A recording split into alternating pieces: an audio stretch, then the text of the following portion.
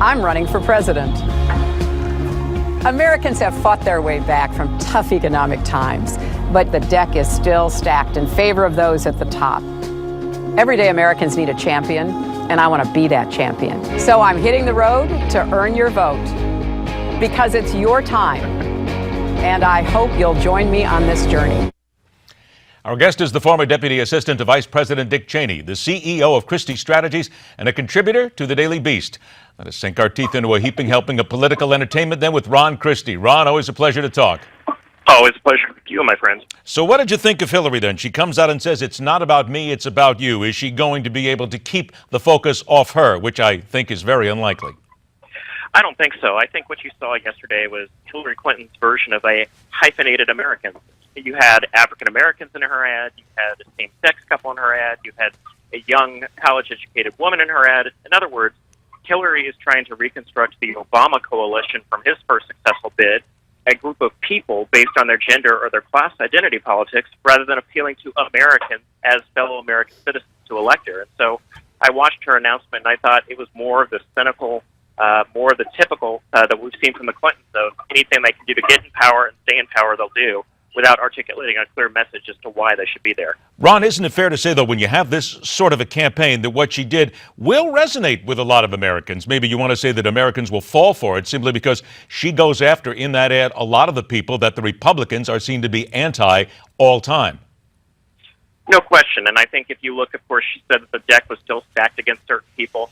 I think what we've seen from the Obama years is that class warfare works. And I think that she is trying to replicate, again, that coalition that the current president has used to put himself in office twice. And she's trying to use that, of course, to appeal to people's sensibilities of, well, maybe it's time that we have a woman in there, or, well, maybe it's time that we go against the 1% or those who are keeping us behind, as opposed to, what are your real accomplishments? What have you done in the public life that gives you the privilege and the honor to represent us? What's her record? She doesn't have one. See, and that's the next part of this, because there's no talk of a record, there's no talk about anything regarding policy in here. But would you guess that is absolutely, it is on purpose, and that is pretty much what this campaign's going to do. Maybe sit and push forward, Americans, this is about you, I want it for you. Then when the GOP comes after her on policy and on records, she will just back up, defend herself, and say, no, wait, it's all about the people and not about me. That's absolutely right. I mean, what did she say in her concession speech? It was the, 18 million cracks in that shattered glass ceiling. I think we're going to hear all about that for the next, year and then some. And, I'm fighting for you. But where was she fighting for the people in Benghazi when those people were trapped, and she's never been accountable for that? Where was she with the reset with Russia, which, of course, the reset button didn't actually say reset. But we find from the Wall Street Journal this morning that Iran is now going to lift a ban, that Russia is now going to lift a ban on selling missiles to Iran. So for her tenure as Secretary of State, I think the world's a lot more dangerous. Iran has now emerged as a hegemonic power. And for what the administration would like to take credit for, Ed, I think she's going to have a very difficult time selling to the American people. From the GOP side, then, because absolutely they will focus on issues, they'll focus on policy.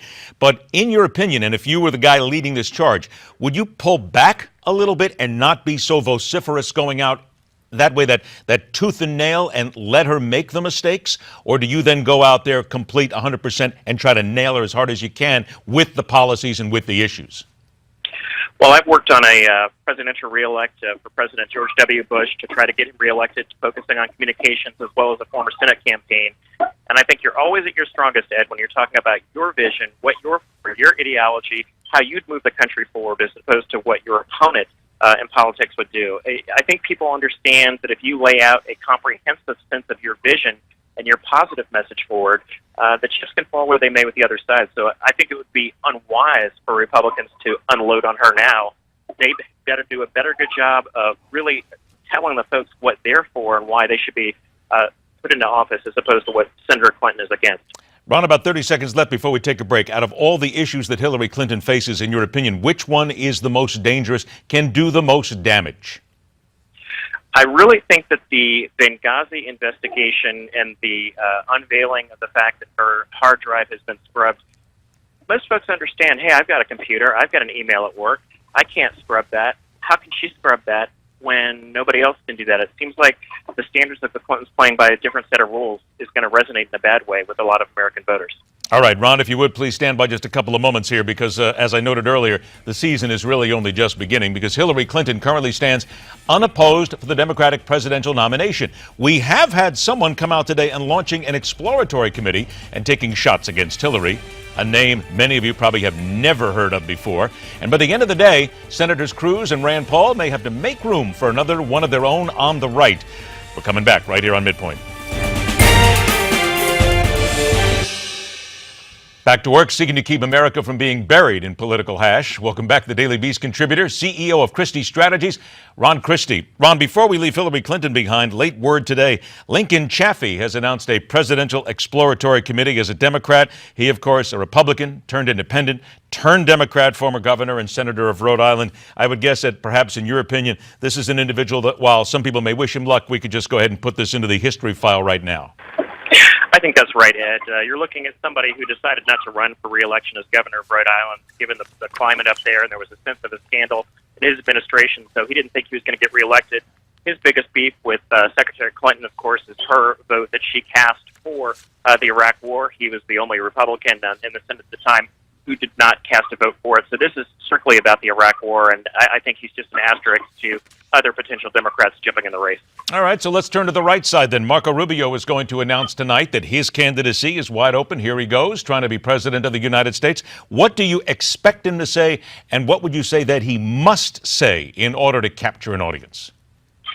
Well, I think he's going to draw on his family history. I think he's going to talk about how his parents had to flee Cuba, how he grew up in the United States, talking about the importance of democracy and freedom, not only in the Western Hemisphere, but around the world, and using his personal narrative. He's a very compelling speaker, very articulate speaker. But I think more than anything else, the big elephant sitting in the middle of the room with Senator Rubio, of course, he is one protege of another candidate in the race, which is, of course, former governor from Florida, Jeb Bush. How can he distinguish himself from his former mentor, Governor Bush? I think is what a lot of people are going to want to see of what's different about Rubio than what's different about Bush. Now, would you imagine then, because we're talking about two guys who know each other, and these are all the political games that are being played here, would you imagine that at this point, Rubio and Bush have already talked at this point, they've already gone through and said, look, let's keep it here, let's not let this get down and dirty because it won't help either one of us? Or do you think they really even haven't gotten that far yet?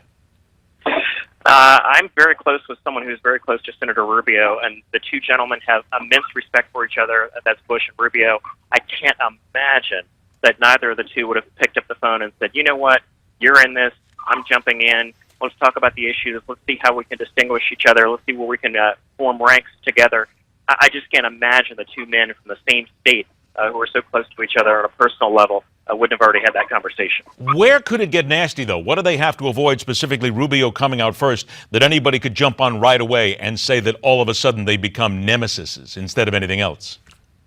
Well, I think with Senator Rubio, and you look at Senator Cruz and Senator Paul who are in the race, I look at them as sort of the three folks that are vying for the Tea Party angle for the Republican base and the conservatives.